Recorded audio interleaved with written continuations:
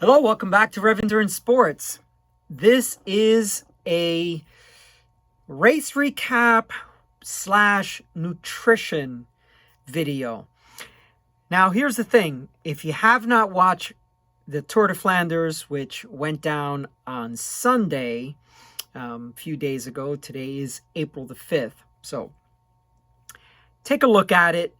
Maybe even just the last 40K, because things just start going crazy at that point. But this is a spoiler alert if you have not had a chance to watch it, because sometimes I get a few days behind as well and everything's on demand on GCN. But Mathieu Van Der Poel won the event. Now, in a online version of Cycling Tips, I found a picture of the stem notes. Now, typically stem notes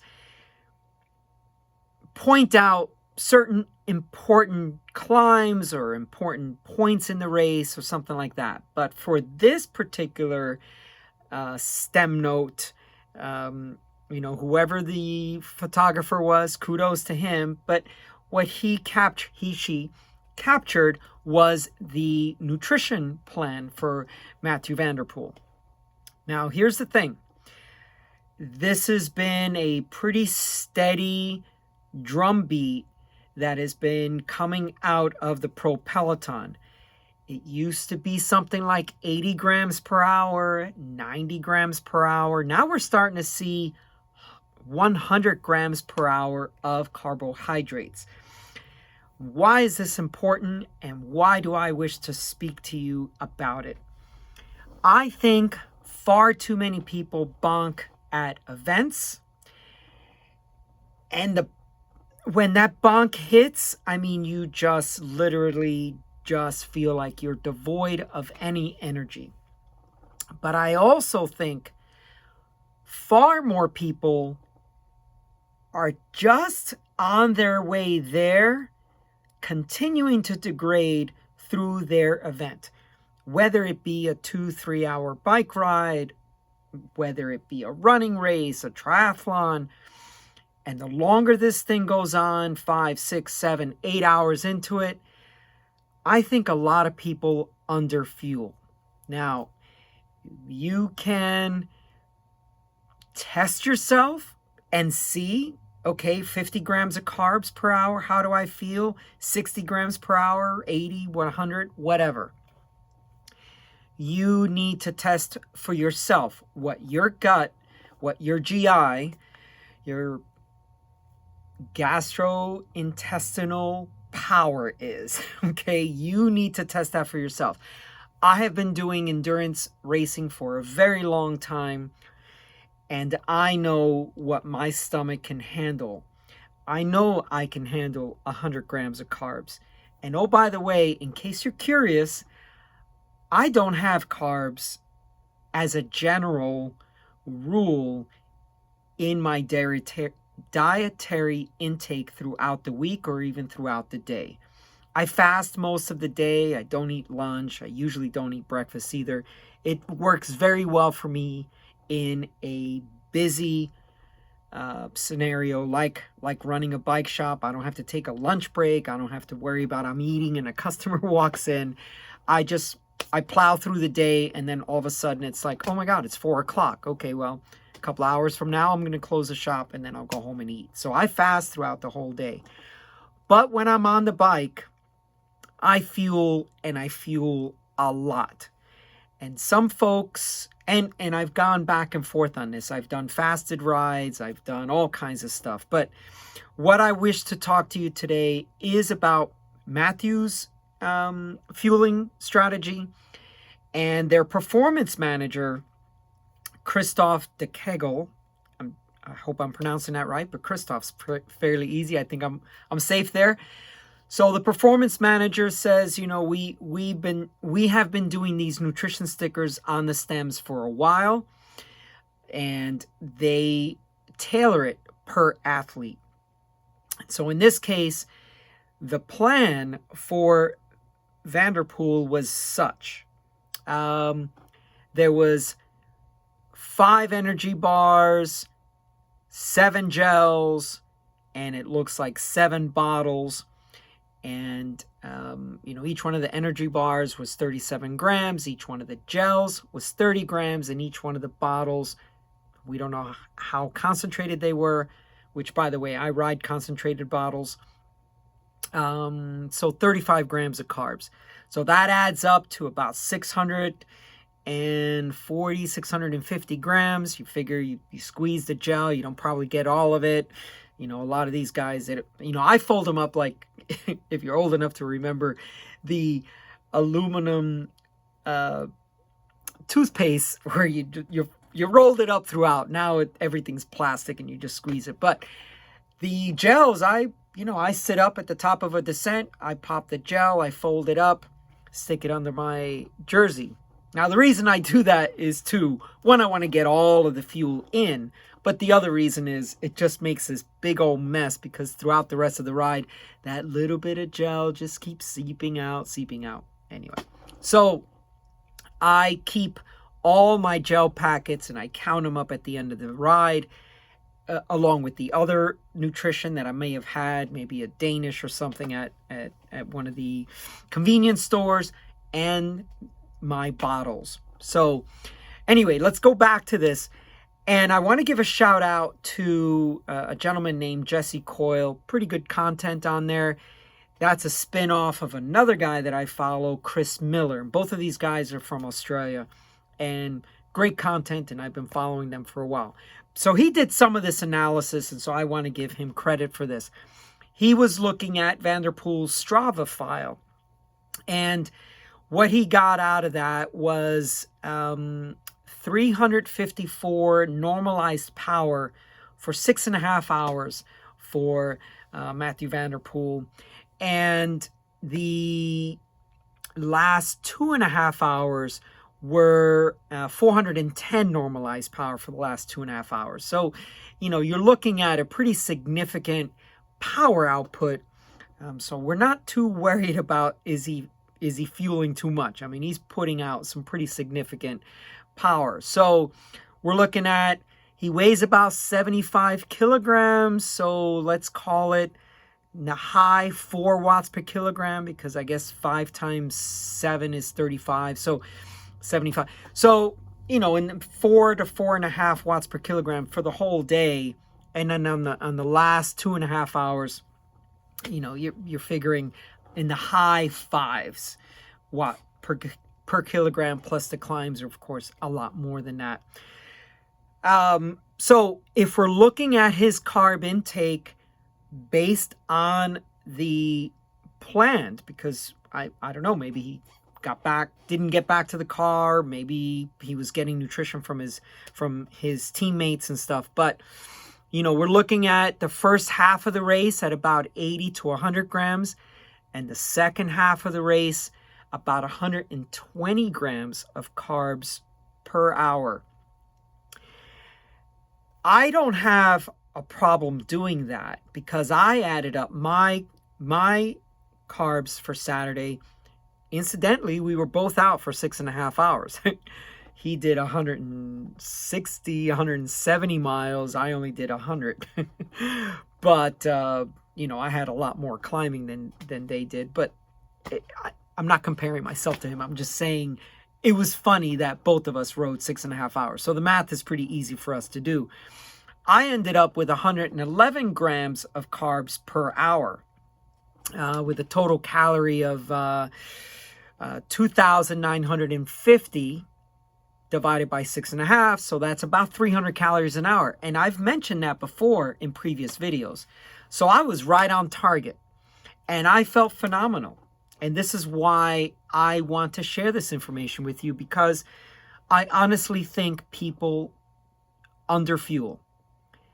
I don't know what they're afraid of. I don't know if they think their stomach's going to bunch up. Valid thoughts, by the way. But I think people underfuel all the time. You should not finish a ride like, I just made it. Now, oh, by the way, my rides always end in a very difficult way. I always choose the hardest return.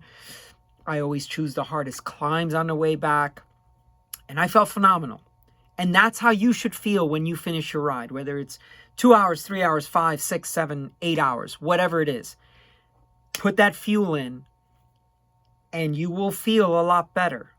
If you're anti-carb, maybe just during your ride or during your events, fuel up, and then the rest of the time, maybe low carb. That's fine. That's what I do. I mean, I rarely eat carbs throughout the day, throughout the week, but Saturdays when I'm out there riding hard, I fuel up. Let me share with you another little anecdote because I think this is important as well.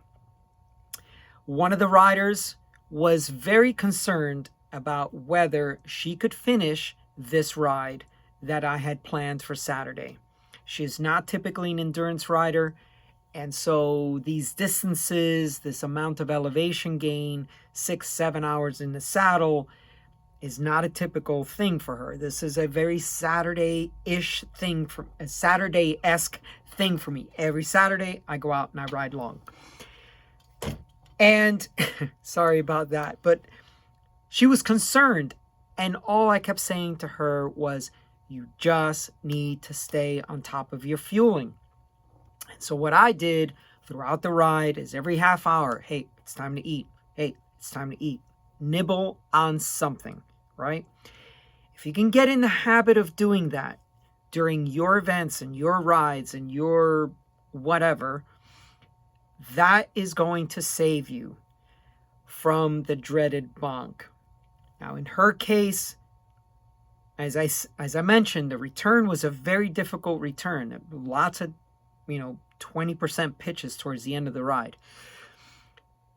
And she was fine, okay? I think she fueled a whole lot more than she would have on her own. And the constant reminders, some people set little triggers, little alarms, little stuff. This is what I do, and you can find a way to implement whatever works for you. Whenever I crest a climb, I slam a gel or take a good toot out of my bottle. Whenever I stop at a traffic light, as I'm coasting to the light, I'm drinking out of my bottle, slam it into the bottle, come to a complete stop at the traffic signal. Same thing with stop signs. I normally take a quick swig, drop it in as I'm rolling to the stop sign. I'm not in a hurry to get to the red light or the stop sign. I'm taking care of myself. I do that at every climb. I typically do it if I'm in a pace line. As soon as I rotate, pull off the front, flick my elbow and pull off the front, boom, I'm grabbing my bottle, getting a quick drink. Or maybe when I get to the back of the line.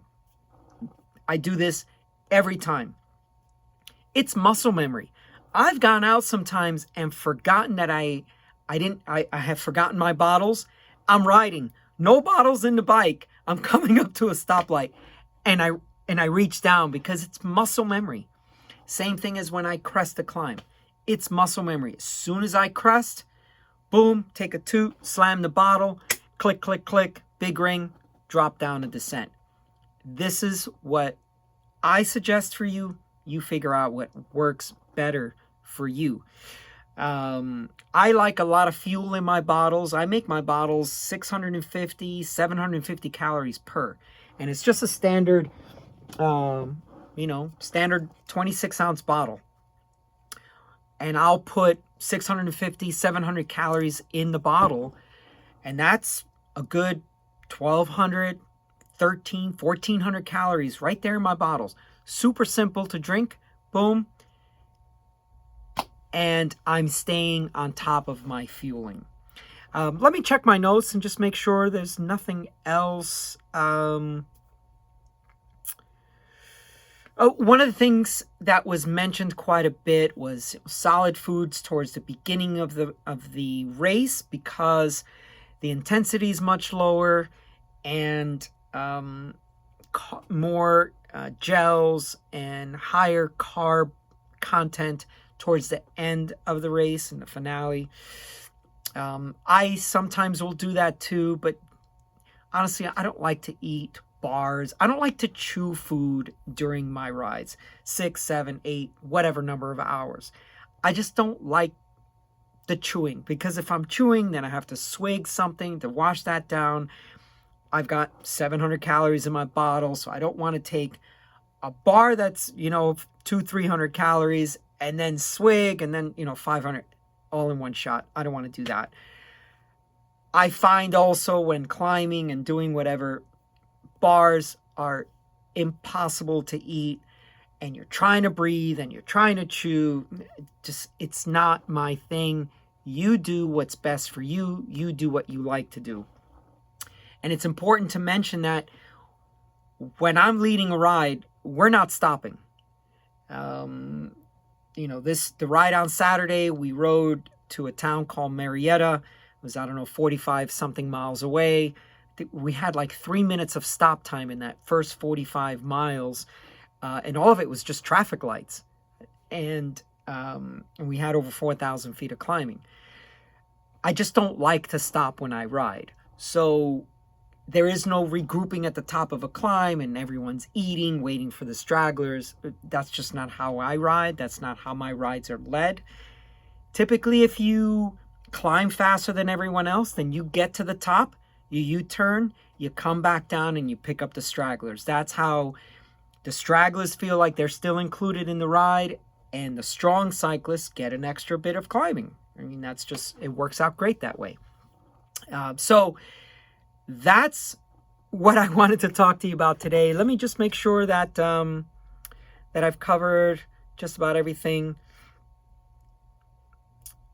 Anyway, I'd like to have a discussion below. What is your fueling rate? How many calories per hour do you know you can stomach? How many grams of carbs do you target when you go out on your rides?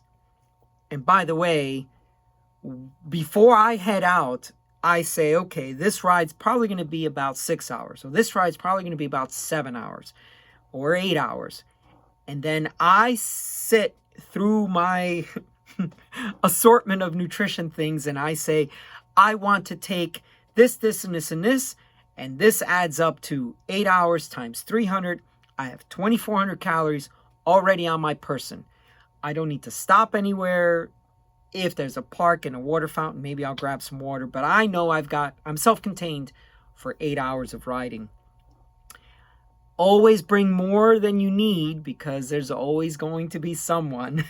It's like carrying extra tubes with you. There's always going to be someone who needs an extra tube. So I carry extra nutrition with me, because eventually someone during my ride needs a little bit more, maybe a push up a climb, and a little bit more nutrition to get them to the end of the ride. Okay, so what is your target fueling rate? Tell me a story about the last time you bonked and what you learned from it. That's all for today. Please like and subscribe, and we'll see you up the road.